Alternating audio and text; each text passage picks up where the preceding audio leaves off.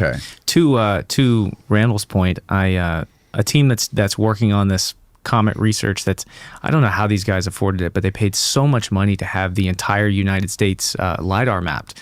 And I'm friends with one of the guys that's on this comet research group, and he was like, by doing this, we also vicariously created the highest quality LIDAR map of Native American mound sites that's ever been made. Would you like access to it? So I got access to it. Dr. Barnhart's seen it. It's pretty amazing. Wow. And right here in your state, Luke's been finding all sorts of stuff along the river. So really? This will be in the future. So there are, I would imagine that some people know about them, but there have to be hundreds and hundreds of mound sites. One in particular that could be, an entire ancient village in Florida that has never been documented before, and they're on this LIDAR map.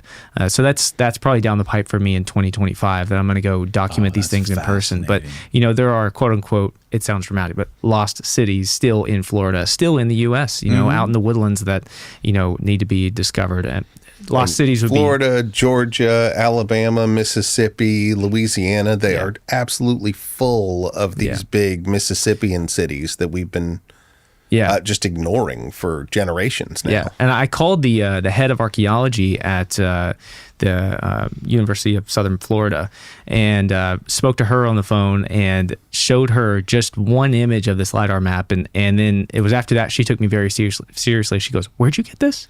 And is it online? No, it's like a private software that I'm just lucky enough to have. I know a guy though. Yeah. So I'll show you some photos offline. It's really cool.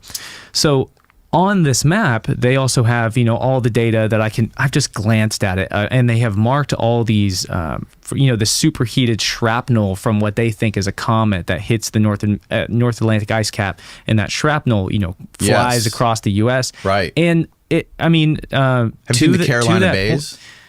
Similar to that, yeah. To that point, all the way, from the East Coast to the West Coast, there are these little indentations in the ground that are, they're not very deep, but you can see them on LIDAR, and they sprinkle all the way across the U.S. And all of them, on the East Coast, they're pointing northwest. On the West Coast, they're pointing northeast, and they're all pointing towards some kind of impact site. Now, did those guys say when? Did they have an estimation of when these impacts occurred? I think that's a crux point of this